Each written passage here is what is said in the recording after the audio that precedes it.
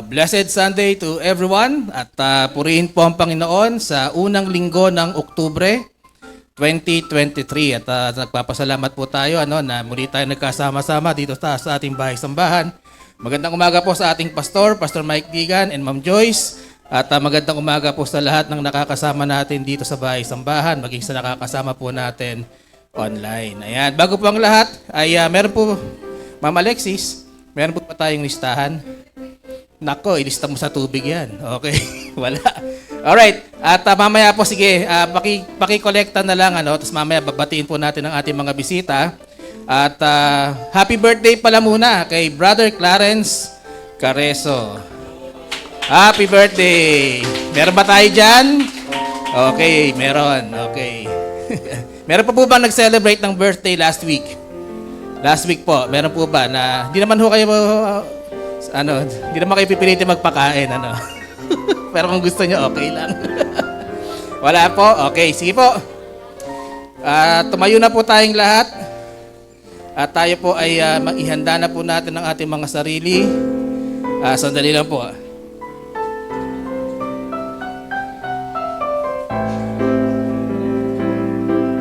Tayo po ay umawit ng ligaya ng buhay at tayo po ay magkamayan sa isa't isa.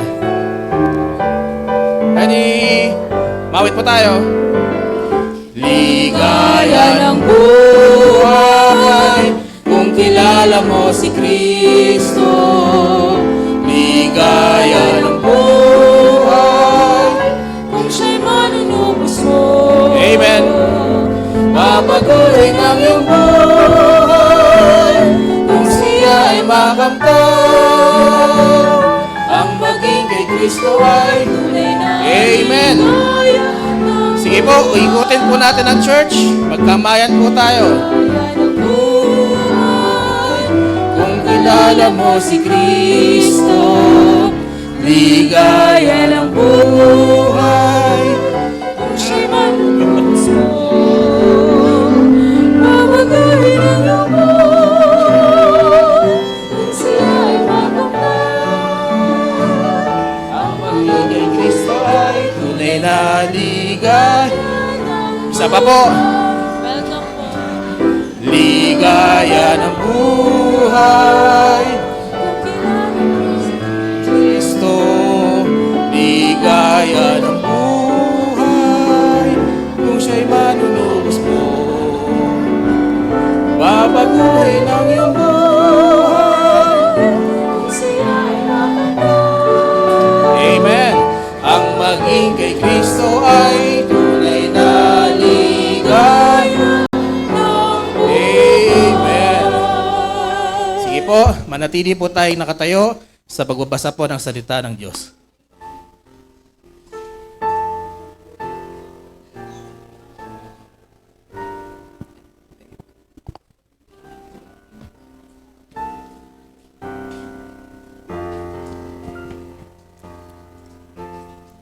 First Peter chapter 3 verse 1 to 11. Likewise, ye wives, be in subjection to your own husbands, that if any obey not the word, they also may without the word be won by the conversation of the wives, while they behold your chaste conversation, coupled with fear, whose adorning let it not be that outward adorning of plaiting the hair, and of wearing of gold, or of putting on of apparel, but let it be the hidden man of the heart, in which is not corruptible, even the ornament of a meek and quiet spirit, which is in the sight of God of great price. For after this manner in the old time the holy women also, who trusted in God, adorned themselves, being in subjection unto their own husbands, even as Sarah obeyed Abraham, calling him Lord, whose daughters ye are, as long as ye do well, and are not afraid with any amazement. Likewise, ye husbands, dwell with them according to knowledge, giving honor unto the wife, as unto the weaker vessel, and as being heirs together of the grace of life, that your prayers be not hindered. Finally, be ye all of one mind, having compassion one of another, love as brethren, be pitiful, be courteous, not rendering evil for evil, or railing for railing, but contrariwise blessing, knowing that ye are there unto cold, that ye should inherit a blessing. For he that will love life and see good days, let him refrain his tongue from evil, and his lips that they speak no guile. Let him eschew evil and do good. Let him seek peace and ensue it. May the Lord bless us through the reading of his word.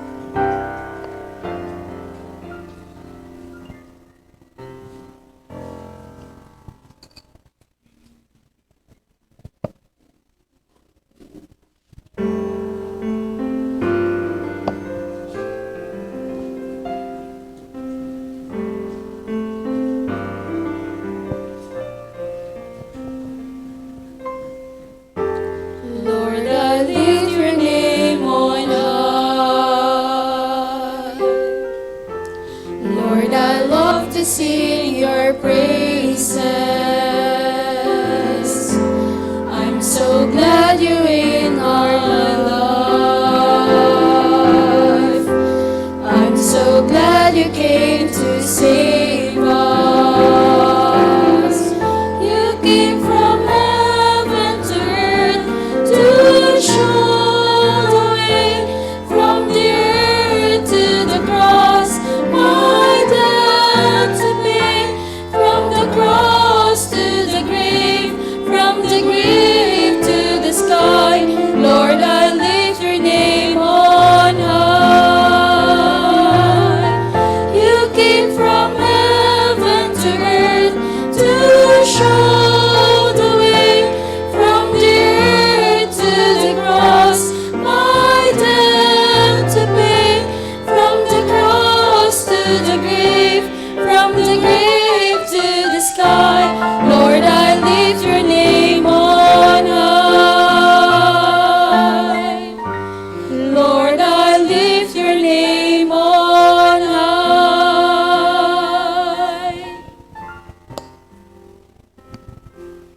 Tayo po'y sandalit yumukot manalangin. Panginoon Diyos, marami pong salamat sa araw na ito, sa panibagong araw, Panginoon, na nandito kami sa inyong bahay panambahan.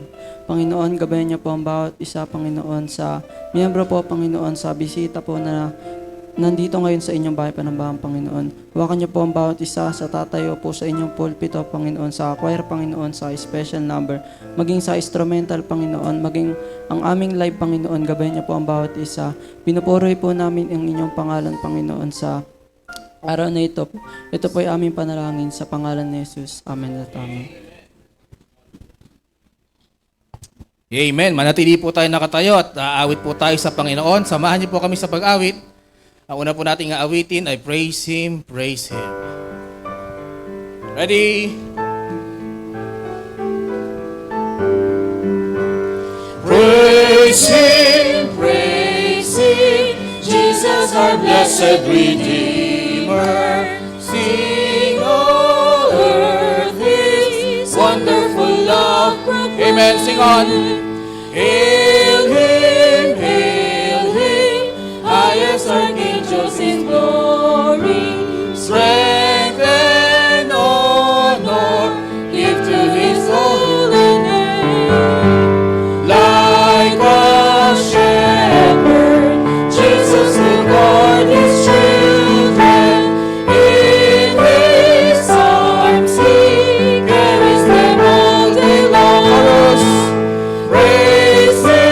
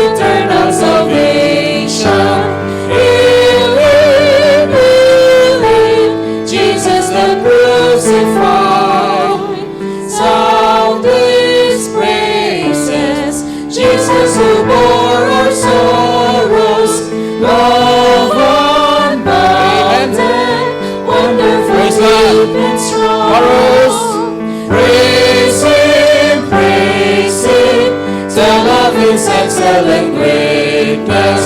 Praise Him, ever in Amen. joyful Last stanza. song. Praise Him, Jesus our blessed Redeemer, and make mortals loud with hosannas ring. Jesus, Savior, reigneth forever and ever. Crown Him, Praise God. prophet and priest and king. Christ is coming, over the world victorious. Power and glory unto the Lord. Amen. Last chorus, everyone sing. Praise Him, the love is excellent greatness. Praise Him, ever in joyful song. Amen. Count your blessings. Ready?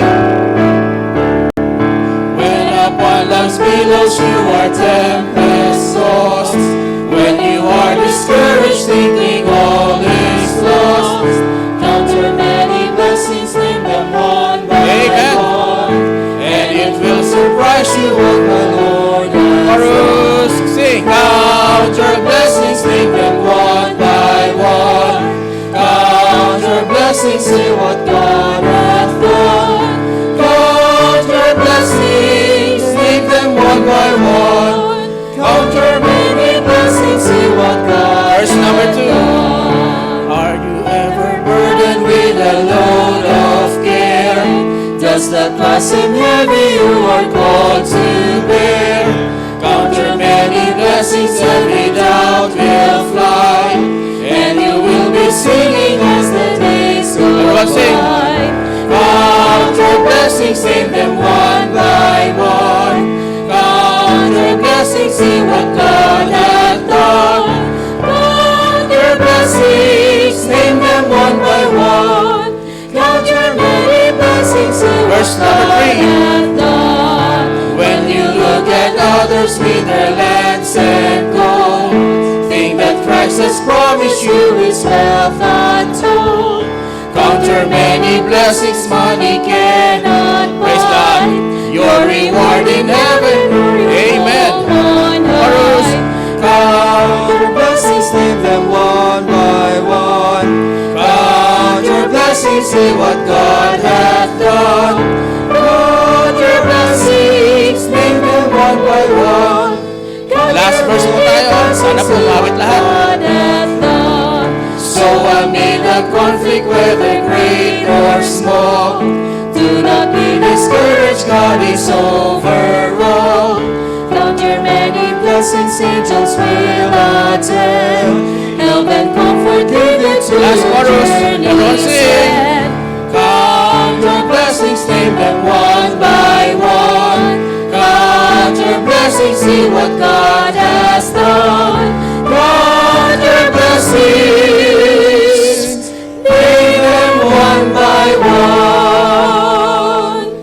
Count your many blessings, see what God hath done. Amen. Makakaupo na po tayo at makakarinig po tayo sa Kids Choir.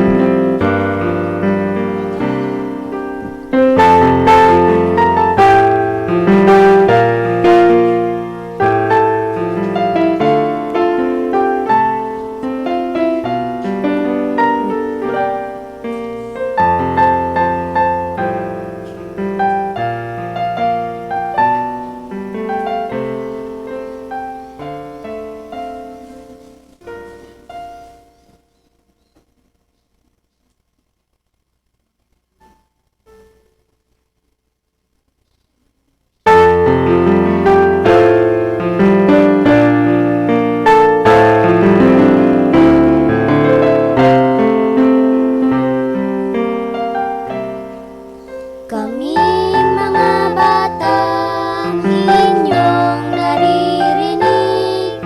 Papuri sa Diyos, aming inaawit. Tayo ay magsaya at sa amin ay sumama.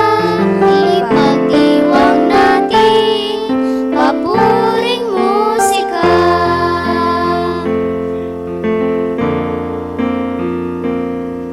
Kay gandang pagkakataon na tayo'y magkasama, kaming nagagalak at kayo'y aming nakita.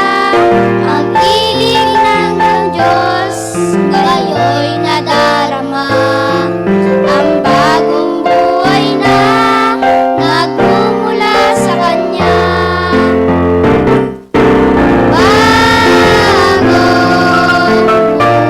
Buhay, si Jesus ang nagbibigay. Bagong buhay, yan ang tanda ng Kristiyanong tunay. Awiting makalangit kay gandang musika. Tunog ng karanan ng alpa at alba. Pagsahi ng awit, si Jesus ang anyaya. Ang mabuhay na bigay ay tanggapin na.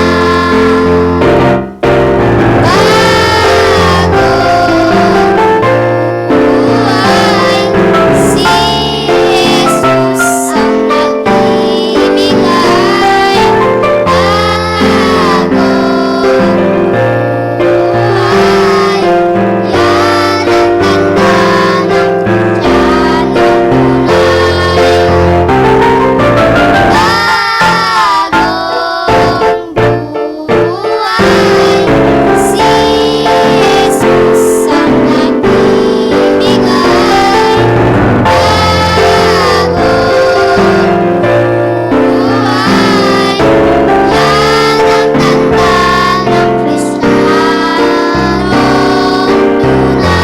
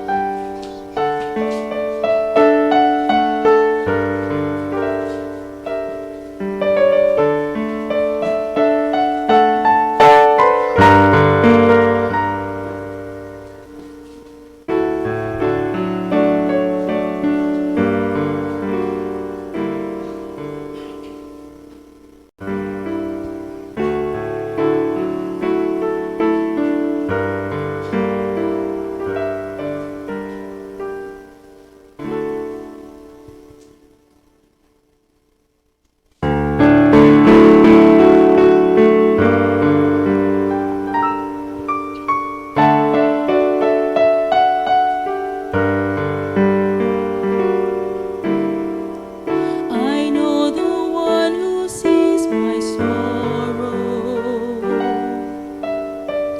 who calms my heart and clothes my shame. I know the one who holds tomorrow, who hears my prayer and heals my pain. He is my fortress, He's my Father, my freedom, my Master, my forgiver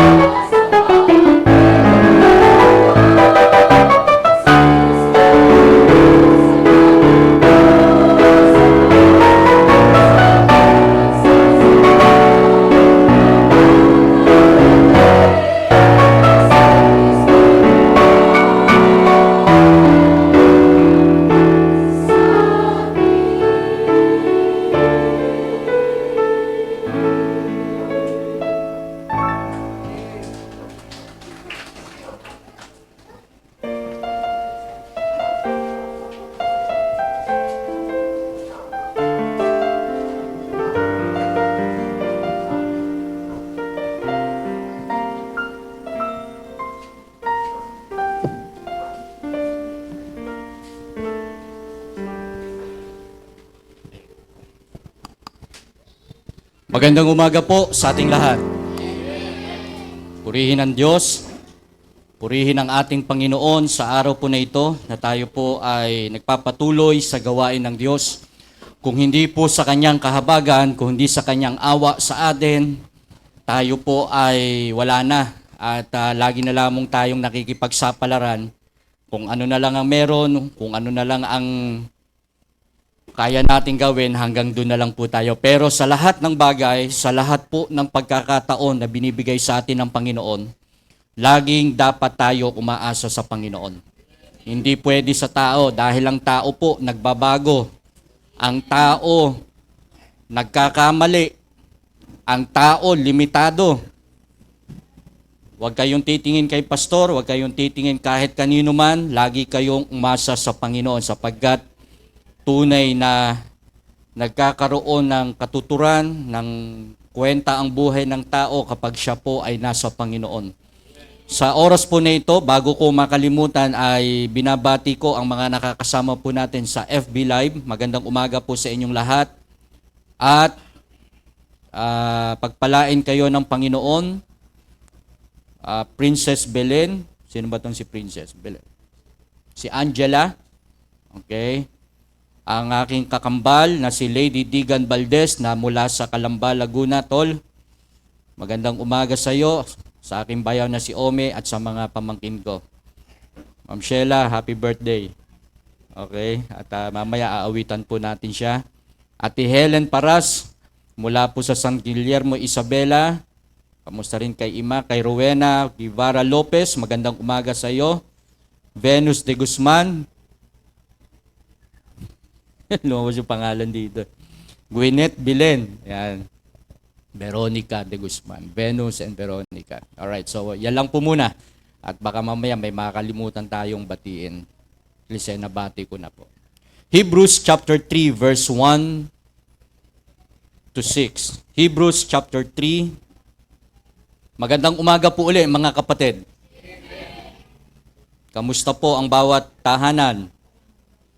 Kamusta po ang bawat magulang?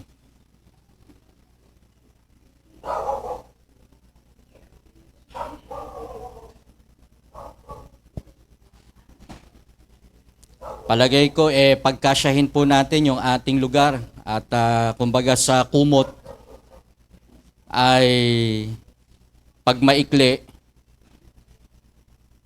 matuto muna tayong mamaluktot. Ano? Tayo po tayong lahat. Hebrews chapter 3 from verse 1 to 6. Bagamat ito po ay buong kabanata, pero may bagay lamang po tayong pagtutuunan ng pansin.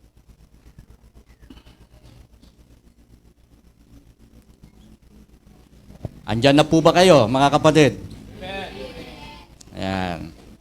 Basa po tayo, basa. Hebrews chapter 3 from verse 1 to 6. Ready? Read. Wherefore, holy brethren, Partakers of the heavenly calling, consider the apostle and high priest of our profession, Christ Jesus, who was faithful to him that appointed him, as also Moses was faithful in all his house. For this man was counted worthy of more glory than Moses, inasmuch as he who had builded the house had more honor than the house. For every house is builded by some man, but he he that built all things is is of God. God. And Moses verily was faithful in all his house, as a servant for a testimony of those things which were to be spoken after. But Christ as a son over his own house, whose house are we? If we hold fast the confidence and the rejoicing of the hope firm unto the end. May dalawang bagay po na tinutukoy dito. The house of Moses and the house of Jesus Christ. Binanggit po iyan sa verse 5. And Moses verily was a faithful in all his house. So may bahay si Moses na tinutukoy. Pero meron din pong isang bahay dito na tinutukoy. It is the house of Jesus. Verse 6, but Christ as a son Ang sabi diyan, over his own house. So, dalawang bahay po itong ating pag-uusapan. Manalangin po muna tayo at tayo humingi ng paggabay sa Panginoon. Dakilang Diyos na mabiyaya sa lahat, marami pong salamat sa inyong mga anak na nandito po ngayon at binigyang halaga ang pagmamahal sa paglilingkod.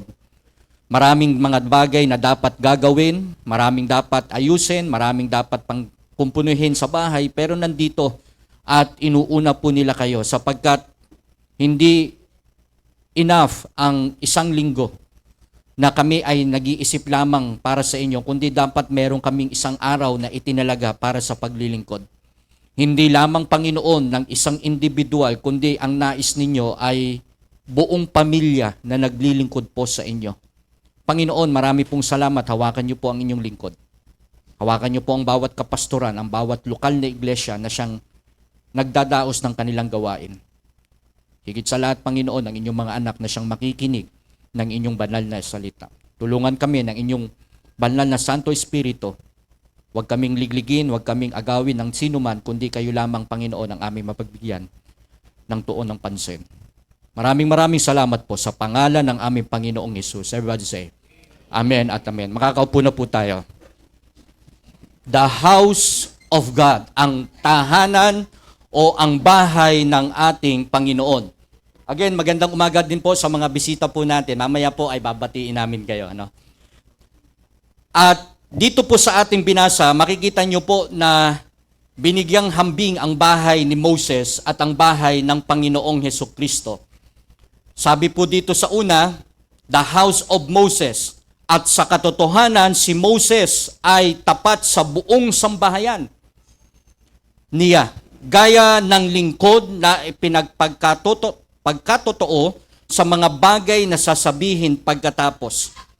Nang gamitin si Moses upang i-lead ang bayan ng Israel, mga kapatid, naglalakbay sila pamilya, tribo sa tribo. At sa tuwing sila po'y hihinto, tinatayo nila yung kanilang tent, ayun, may mga kanya-kanya silang bahay po doon. At naging mabuting, ang sabi po rito sa binasa natin, he was a faithful in all his house. Naging mabait, naging talagang tapat siya sa Panginoon.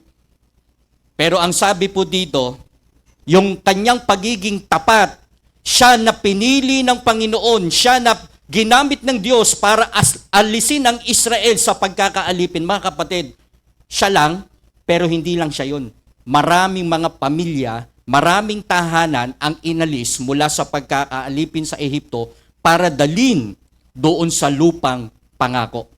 Now, along the way, mga kapatid, makikita po natin hindi positibo. Hindi maayos ang tahanan na kanyang pangungunahan. Hindi perpektong tahanan, hindi maayos na bahay yung kanyang pasisimulan. Maliban sa kanyang pamilya, ay meron pang mga iba't ibang lahi. The 12 tribes, meron pang mga ibang bayan dyan na hindi naniniwala sa Panginoon pero sumama pa rin sa kanilang paglalakbay. Mga kapatid, ang sabi ng verse 9, they tempted God. Ang sabi ng verse 8, they hardened their hearts unto the Lord. At ang sabi ng verse 10, they grieved God. Mga kapatid, they tempted the Lord for 40 years. They grieved God for 40 years in the wilderness. Mga kapatid, maraming tahanan, more than 40 years, they grieved God until today. Maraming mga tahanan ngayon na kapag titingnan ng Diyos, napipighati siya. Would you agree with me? Would you agree with me na kung ikaw ay nagsisimula ng pamilya ngayon, sana you don't grieve God, you don't tempt God, and don't harden your heart when it comes to your family. I am a father. May mga magulang dito. Salamat sa Panginoon, kasama ninyo ang inyong mga anak. Praise God. Sino sa isang magulang na ikaw'y pupunta ng simbahan, ang anak mo maiiwan kasi kinakailangan magbantay? Hindi kami makapunta kasi may darating kaming Shopee. Shopee. Hindi kami makakapunta kasi, alam nyo, ang daming excuses eh. Diba? Doon nyo makikita ang, anong tawag dyan? Yung kanyang priority pag araw ng linggo. Alam nyo, ang diablo, sabihin ko sa inyo, napakatalino. Lahat ng mga bagay na weakness ng isang pamilya, ilalagay niya doon para hindi makapaglingkod sa Diyos. Would you agree with me? Mga nanay, amen? Tatay, would you agree? Amen? Mga anak, would you agree with me? Amen? Sabihin ko po sa inyo, for 40 years, mula doon sa Ehipto, naririnig na ng Panginoon ang kanilang pag-iyak. Sa katunayan, mga kapatid, doon sa Ehipto, di ba? Sinalot ng Diyos ang buong bayan, pero meron lamang isang lugar na kung saan nandun ang mga Israel, habang sinasalot ang buo, mga kapatid, hindi sila sinasalot eh. Pininoteksyonan sila ng Panginoon, nagkaroon ng pagpapala, nagkaroon ng blessing sa kabila noon. Pero mga kapatid, ayaw ng Diyos na ang blessing manatili doon, kundi merong pagpapala na kung saan itutuloy ng Diyos, aalisin sila doon, pero may paglalagyan sila na ang blessing ng Panginoon ay tuloy-tuloy. For 40 years, this is the house of Moses. Merong nagmatigas ng kanilang puso for 40 years. O baka magsabi rito, Pastor, salamat. Ang tahanan namin, mula nung ako'y mag-asawa, ako po ay 30 years old. O salamat sa Panginoon, kung 30 years old ka na, ang buong pamilya mo, kasama mo. Kung ikaw ay nanay, kung ikaw ay tatay, sabihin mo na, kung ikaw ay 25 years old, nagpamilya ka na, purihin ng Diyos. Pero nakakalungkot, mga kapatid, for 40 years, ganito ang nangyari sa bayan, sa bahay ni Moses. Kaya nga po ang bahay masyadong magulo ngayon. Bahay na maingay, bahay ng kapitbahay na maingay, bahay na puno ng tensyon, bahay na puno ng pressure, bahay na puno ng expectation, bahay na lagi may complain, angal dito, angal doon, iyak dito. Mga kapatid, anong klaseng bahay yan?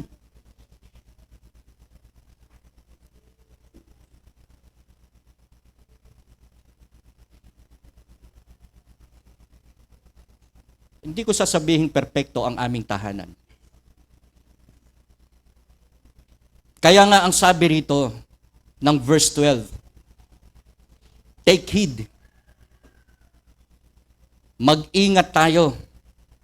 Magsipag-ingat kayo, mga kapatid, baka sakaling mayroon sa kanino man sa inyo na isang pusong masama na walang pananampalataya na nahihiwalay sa inyo sa buhay na Diyos. Iyon ang problema.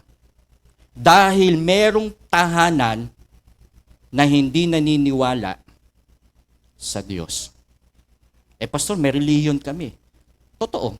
Lahat ng tao may relihiyon. Pero ang tanong, meron pa siyang buhay na pananampalataya sa buhay na Diyos. Kaya nga po ang sabi rito, verse 13, ngunit kayo'y mga pangaralan sa isa't isa araw-araw, samantalang sinasabi ngayon baka sa pagmatigasin ng sino man sa inyo ang daya ng kasalanan.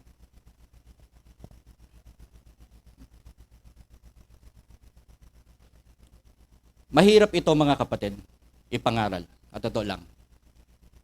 Kung bakit merong magulong community, may magulong bayan, may maingay na paligid, alam niyo kung saan nagsimula lahat yan? Sa bahay. The first institution na nilikha, ginawa, inayos ng Panginoon sa Garden of Eden is the family of Adam and Eve. Inayos po niya yan. Pero nang pumasok ang kasalanan, mga kapatid, diyan din naganap ang unang murder na pinatay ni, sino?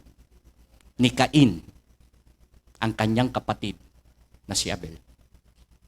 Mga kapatid, depende sa magiging community natin, kahit bundok yan, kung may pagkakilala sa Panginoon at ang kanilang kinikilala ay ang Diyos na buhay, kahit mahirap, kung ang Diyos ay nandyan, mga kapatid, may katahimikan.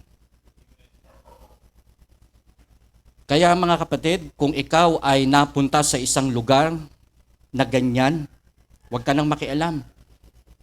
Bilang magulang, bilang tatay, kasama mo ang mga anak mo, supilin mo yan, yakapin mo yan, huwag ka nang umawat, huwag ka nang makialam, huwag mo muna silang pansinin, ikaw muna bilang isang magulang, iyan ang magiging priority mo muna.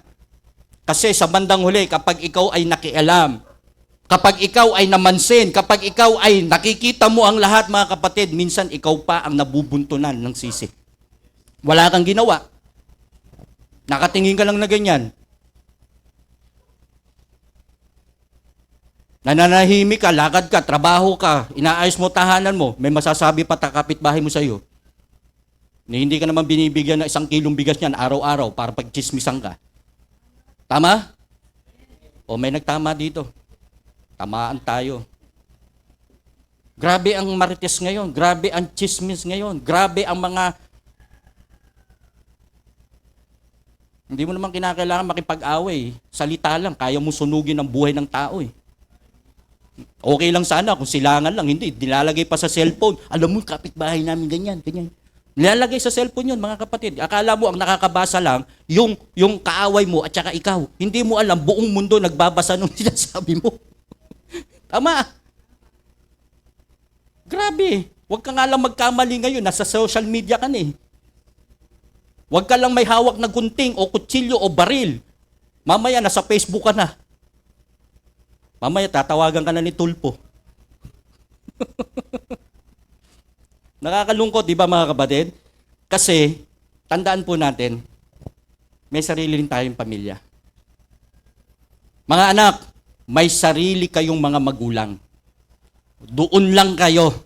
At mga magulang, may sarili rin tayong pamilya na dapat yun lang muna sapagkat doon tayo magiging accountable. Yung pamilya ko, hindi nyo magiging accountable yan. Yung pamilya nyo, hindi ko rin magiging accountable. Mga kapatid, lahat tayo magiging accountable sa pamilya natin.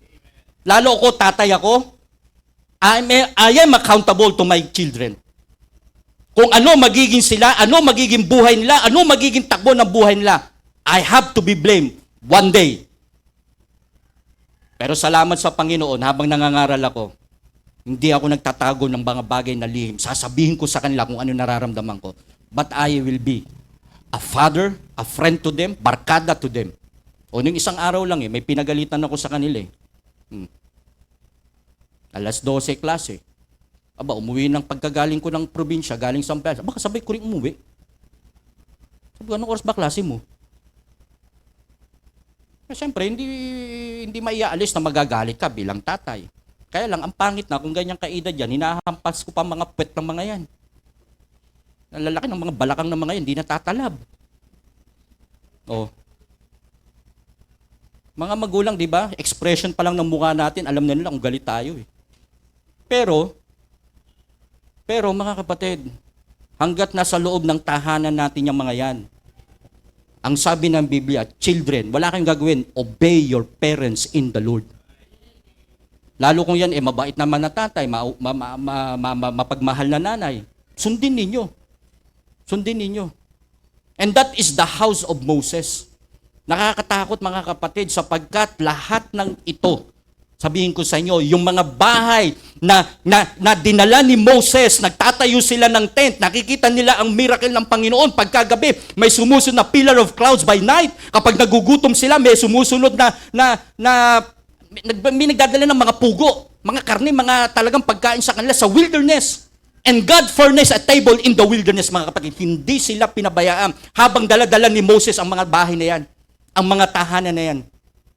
Pero mga kapatid, tandaan po natin, hindi ganun ang disenyo ng Panginoon. Ang disenyo ng Panginoon ay yung house of Jesus Christ. Ang bahay ng Panginoon, ang sabi diyan, verse 6, datapat si Kristo gaya ng anak ay ay puno sa bahay niya, na ang bahay niya ay natayo, kung ating ingatang matibay ang ating pagkakatiwala sa pagmamapuri sa pag-asa nating hanggang sa katapusan. Mga kapatid, ang makikita po natin dito is that God ordained the family. That's number one. Hindi ako ang nagtatag ng family. Nagmahalan kami, ikinasal kami, ang Diyos ang nagtatak nito, ang gobyerno ng ating pamahalaan ang nagsil nito, mga kapatid. Mga kapatid, it was God who ordained the family. Kaya hindi po natin dapat sirain ito. Malaki ang responsibilidad ko, malaki ang responsibilidad natin bilang isang pamilya. God ordained it. Plus, God orders it. When I said God orders it, binigay ng Diyos ang tama kung papaano ang pagkakasunod ng pamilya. Una ang Diyos. Una si Kristo na pinakapangulo. Sumunod ang tatay, sumunod ang nanay, sumunod ang mga anak. Hindi po pwedeng nauna yung babae sa tatay. Bagamat meron tinatawag na gender equality. Huwag po tayong madaya. Tayo bilang mga magulang, huwag natin payagan na ang anak natin lumalaki na taliwas dun sa sinasabi ng Biblia. Pag sinabi ng Diyos at sinabi halimbawa ng doktor, uy, lalaki. Matuwa tayo, lalaki. Hanggang mamatayan, mga kapatid, lalaki yan. Kapag sinabi ng doktor, uy, babae.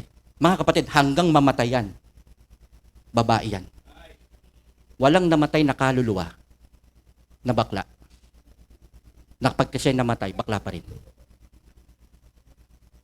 Sa kabilang buhay, dalawang gender lang ang kikilalanin ng Diyos. Babae at lalaki. O Jenny, may apoy ako nakita kanina, biglang may tumili. Nagulat ako, napalabas ako kanina. Buti dumating si Wilson. Kasi ako na magkukumpuni ng kalan eh. Ang mga lalaki, talagang lalaki.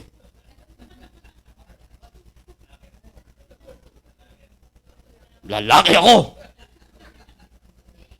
Brother Wilson, lalaki ka ba? Lalaki.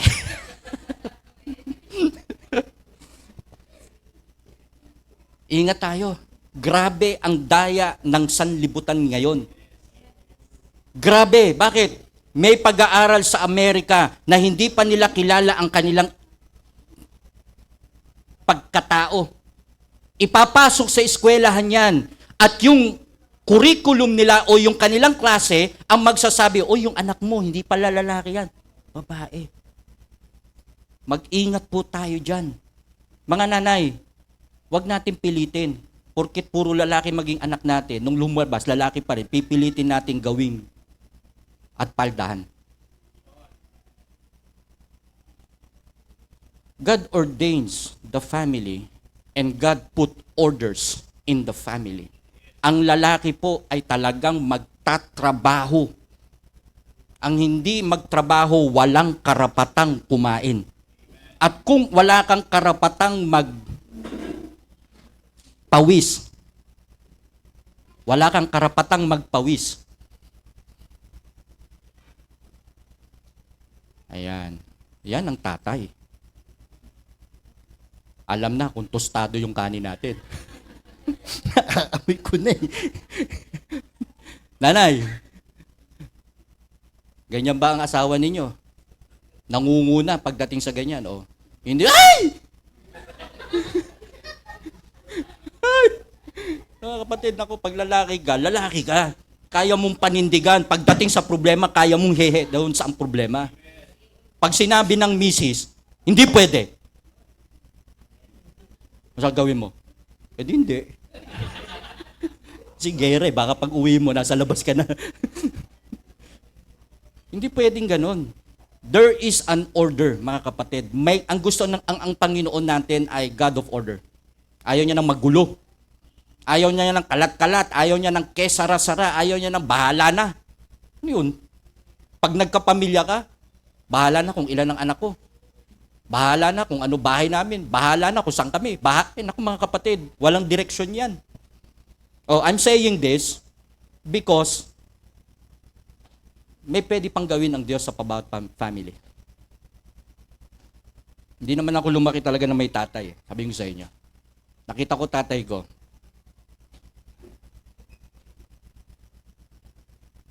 Pero yung sasabihin kong talagang nakaramdam mo yung ako ng puwet na talagang namaga sa palo ng tatay. Hindi.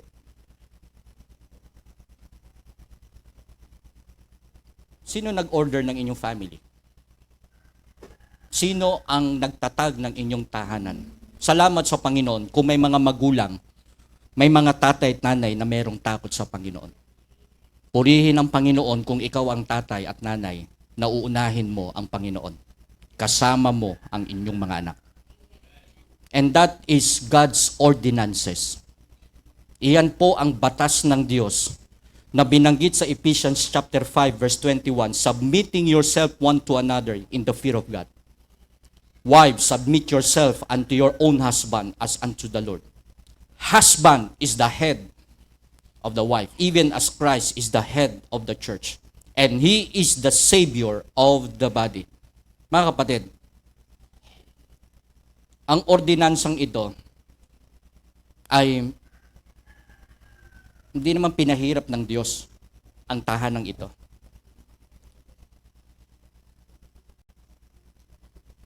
Ikaw na lang ang mag-identify kung anong bahay na meron ka after 40 years. After 30 years. Dito po sa bahay na binanggit ng Panginoon, alam po ninyo, sa verse 11, binanggit po dyan, kapag ka si Kristo ang pinakapangulo, they will enter into my rest.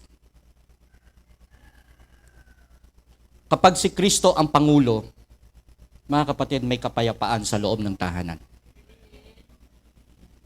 Ito yung bagay na dapat meron sa atin.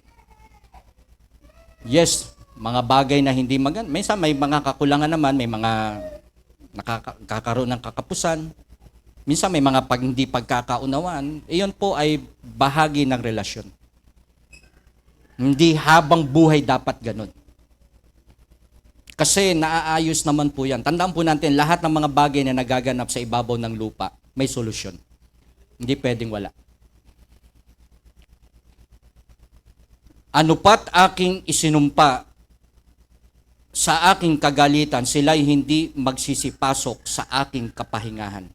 Binabanggit ito ng Panginoon kay Moses. Moses, yung mga pamilyang dinala mo, masyadong matitigas ang ulo nila, pinatigas na nila yung kanilang puso. Hindi ko naman sila pinabayaan hanggang sa wilderness for 40 years. Mga kapatid, for 3 days or 1 week lang, kaya nang makarating sila dun sa promised land eh.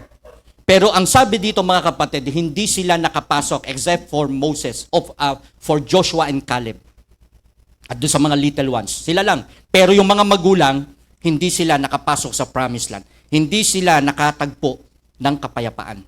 Mga kapatid, ito ang isa sa pinaka-problema ng tahanan ngayon na walang kapayapaan, walang katahimikan.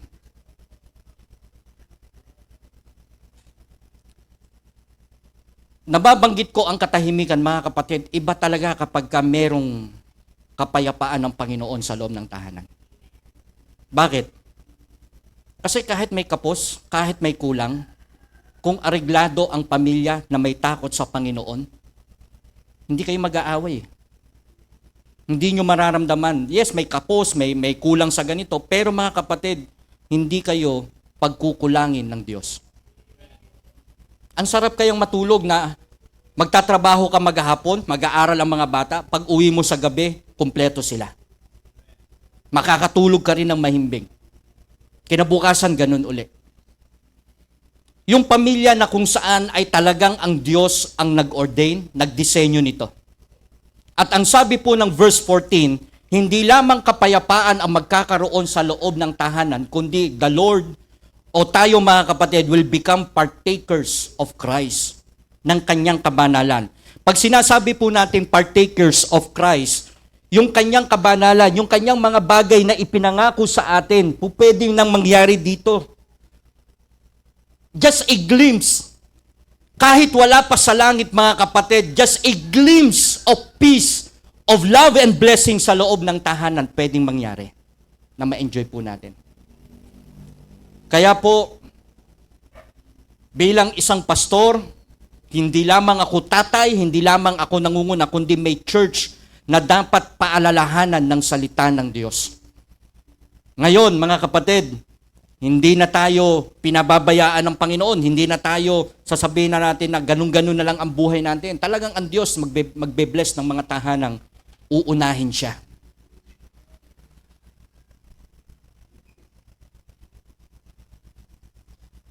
Nakakita na ako na talagang mga pamilyang hindi mo maintindihan. Kukwestiyonin mo talaga. Pero mga kapatid, ang ganti pa rin nasa Panginoon. Kaya kung ang lahat ng bawat family ngayon, bawat isa sa atin, pastor, nag-iisa ako ngayon, manalangin kang patuloy. Huwag kang magpapaliban sa Panginoon. Siguraduhin mo bilang ikaw na nag-iisang naglilingkod sa Diyos, madala mo sila at maakay mo sila sa Panginoon. Mga kapatid, ako ang accountability ko matindi. Bilang isang pastor, bilang isang leader ng church, ang unang-unang inaatake ng dyablo, alam niyo kung sino? Ang mga magulang sa loob ng tahanan. Nakakita ako ng mga pamilyang parang makikita mo, parang wala nang mangyayari. May mga maglalayas na mga anak dahil may mga magulang na hindi magkasundo sa loob ng tahanan. Napapariwara ang buhay ng mga bata. Papasalamat ako, meron tayong church na ganito. Hindi para pagalitan kayo, hindi para sermonan kayo, kundi sabihin at paalala ng Diyos kung anong pamilya ang dapat meron sa kanyang harapan. Hindi man lahat, at least may iilan na magsasabing totoo kapag merong Diyos sa loob ng tahanan. Tulad ng nabanggit ko last sa preaching ko, ang blessing ng Panginoon na hindi naman sa pamamagitan ng mga material na bagay. Aanhin mo ang kumpletong gamit kung di naman kayo nagkakasundo. Ano ka lang muna, doon ka lang. Lalo sa mga magulang natin, kung kayo ay mga kapit-kapit bahay, magkakadikit, ingatan po natin. Magkaroon ka ng panakip o salamin ng isang kabayo. Alam niyo yung salamin ng kabayo? Nakaganon lang yan, oh. Para pagka tumatakbo yan, walang nakikita. Diretso lang. Kami nga, hindi naman kami nakatira dito, eh. Nachichismis pa kami. Hindi na tayo nakatira dito. Nachichismis ka pa. Kaya paano pag dito pa kami nakatira at naayos na to, halimbawa magkaroon kami ng isang lugar na maliit yan. Nako, sa palagay ko talagang ano ka lang, magulang, mga anak, ang priority nyo mag-aral. Gawin ninyo ang para sa Panginoon. Sumunod kayo sa magulang ninyo, mga anak. Amen? Para walang galit, para walang palo, para walang kurot. Alam nyo gagawin nyo? Sumunod lang kayo. Baka taasan pa ng nanay ninyo ang baon ninyo. Nako anak, hihimatayin ako sa iyo. Nauna ka pang nagising sa akin. Paggising ng nanay mo, pagdating niya doon sa kusina o may nakaluto na, nako. Palagay ko, hihimatay ng mga magulang eh. At ang mga tatay naman, ang mga magulang natin, may priority po tayo. Pero pagdating at oras po ng paglilingkod sa Panginoon, iwan natin lahat. Kahit ano pa yan. Maliban sa mga talagang reasonable excuses, may sakit, okay? Talagang sa matter of life and death, then go. Just let me know. Magpaalam lang kayo para maipag-pray ko din kung ano yung naging dahilan. Pero with just a simple and petty excuses, don't do it. Na ipagpapalit mo ang simpleng halaga sa araw ng linggo. E paano kung kuhain ng Diyos yan sa isang paghiga mo lang sa karamdaman? Doble pa. So mga kapatid, mga kids natin, mga anak natin, mga nanay, tatay, the house of God. Anong klaseng bahay meron ka? The house of Moses o the house of our Lord Jesus Christ? Maraming salamat po, dakilang Diyos, sa umagang ito na kami po ay napaalalahanan. Mahal ko po, dakilang Diyos, ang church na ito na inyong ibinigay sa amin. Even each families na kinyong iniligligtas, na ngayon ay nakakilala sa inyo at nagkakasama-sama kami sa paglilingkod. Nandito kami, Panginoon, sa isang bubong composed of different families na maglilingkod po sa inyo. Hindi buong isang araw, Panginoon, kundi humihingi lamang kayo ng ilang oras. Naguguguli namin na nakatuon lamang sa inyo. Tumayo po tayong lahat. If you are a parent, a father or a mother, or isang lola o tita,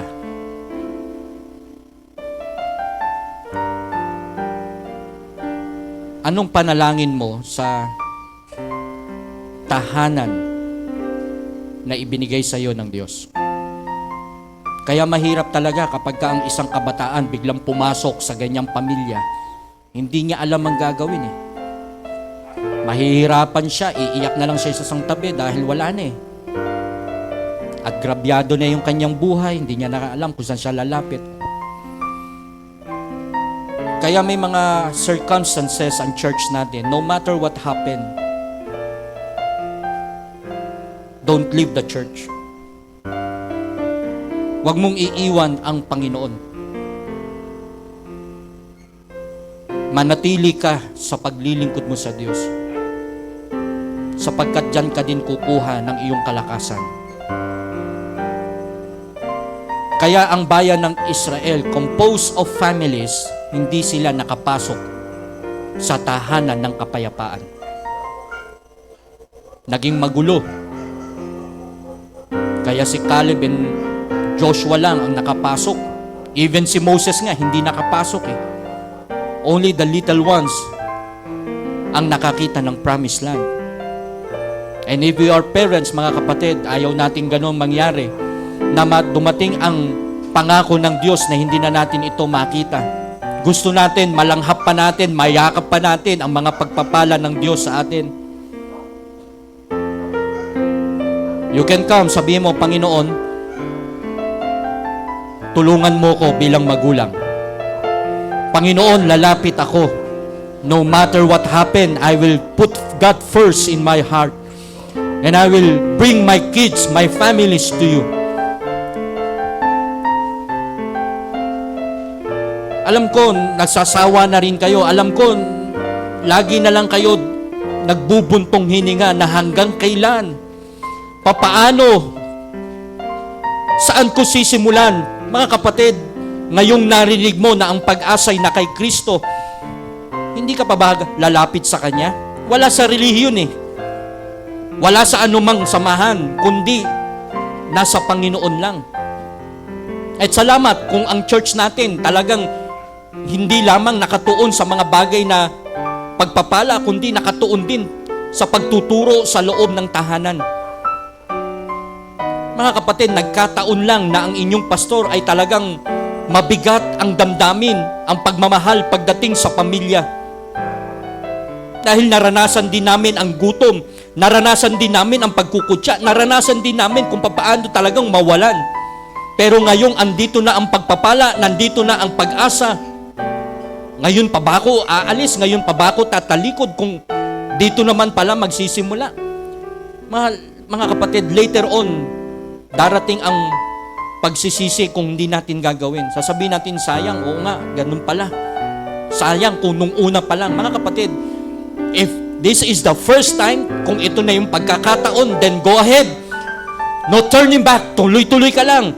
Maraming pagkakataon na pagtatawanan ka, maraming pagkakataon na kukutyain ka. Pero mga kapatid, wala silang pakialam. Hindi sila ang bubuhay sa iyo, hindi sila ang magpapala sa iyo, kundi ang Diyos ang magpapala sa bawat isa sa atin. Who cares, mga kapatid? Ang sabi nga ni Joshua kung ayaw ninyo na iwan ang mga Diyos-Diyosan diyan sa kabilang ilog o sa kabilang dako, pero para sa ganang akin, ako at ang aking pamilya, maglilingkod kami sa Panginoon. Sa ganang akin, kahit kami lang, maglilingkod ako sa Panginoon, maglilingkod kami sa Panginoon, hanggat kaya ko pa silang bitbitin. Mga anak, sa mga bata natin, one day, magkakapamilya din. Pero this time, manalangin kayo, mag-aral kayo, sumunod kayo, makinig kayong magbuti kung ano ang disenyo ng Diyos sa buhay ninyo. Kung ano ang pangarap ng Diyos sa buhay ninyo. Ngayon pa lang, maglingkod na kayo. Palalawakin ng Diyos ang inyong puso't kaisipan at ang inyong pananaw sa buhay.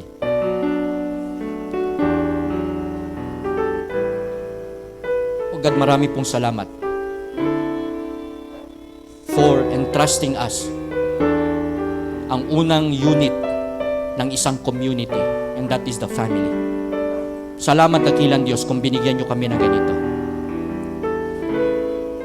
May pagkakataon pa, may pag-asa pa.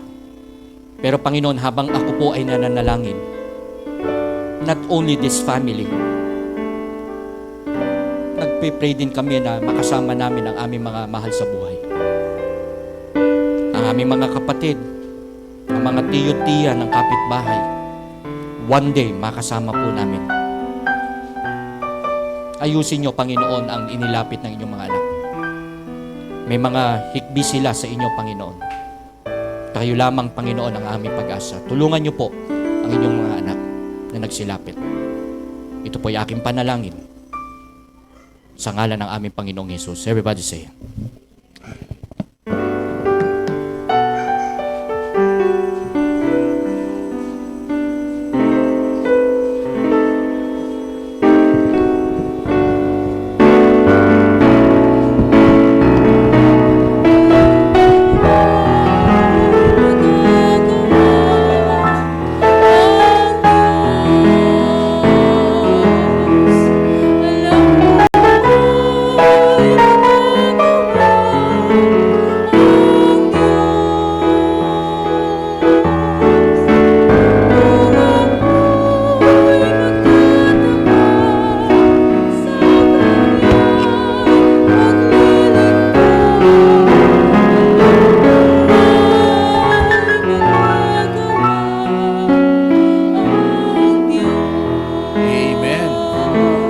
Purihin po ang ating Panginoon sa kanyang mensahe, sa kanyang mensahero, ang ating pastor. Are you blessed, mga kapatid? Amen. Purihin ang Panginoon. At ngayon po ay dadako na tayo sa ating Ministry of Giving. Sa mga nakakasama po natin online, kung gusto niyo po maging kabahagi nito, andyan po ang ating account numbers. Habang naghahanda po tayo at habang umaawit po tayo, pwede na po kayong lumapit hanggat hindi pa tapos yung ating awitin. At habang naghahanda nga po, awitin po natin ang Near to the Heart of God.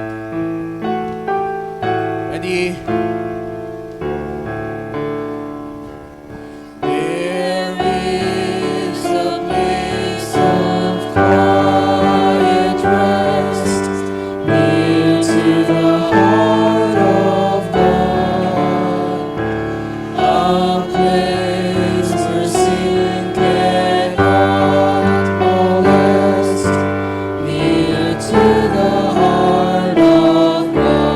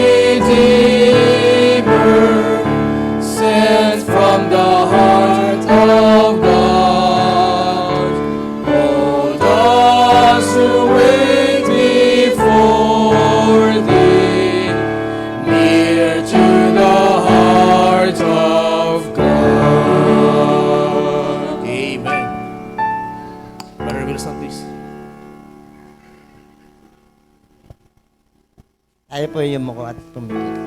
Dakilang Diyos na mapagpala sa lahat. Maraming salamat po, Panginoon, sa umagang ito, Panginoon. Maraming salamat din po, Panginoon, sa inyong anak, Panginoon, na nagbigay ng kaloob, Panginoon. Maraming salamat po sa mga nagdinegosyo at sa mga nagtatrabaho, Panginoon, at sa mga naghahanap pa po ng pagkakakitaan. Kayo na po ang siyang bahalang magpala sa bawat isa. Maraming salamat po, Panginoon, sa inyong mga anak na nagsinapit. Maraming salamat po at kayo na po ang siyang mawak sa amin sa sandaling ito. Sa pangalan ni Jesus, Amen at Amen. Thank you, Brother Wilson. Makakaupo na po tayo. Again, maraming salamat po sa bawat isa, sa bawat kaibigan po natin na nakakasama po sa paglilingkod. Ano po?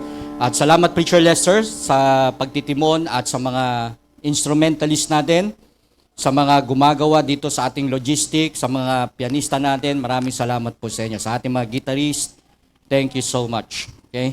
Maraming salamat po.